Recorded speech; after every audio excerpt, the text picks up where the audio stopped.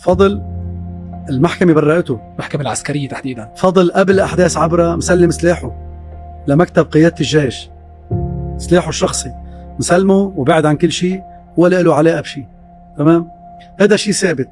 إذا المطلوب ظلم فضل بس لحتى لي نحن نضل إنه والله يابا لاقطين قصة ماشيين فيها، هذا ما بيجوز. في فنانين استفادوا وبيستفيدوا بغياب فضل. أكيد أكيد أكيد وكتار.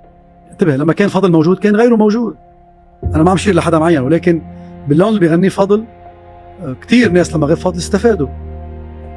ولكن الفكرة إنه فضل شاكر أنا برأيي محاكمة عادلة، تنفتح وراءه كلها، ينشاف شو اللي له وشو اللي عليه.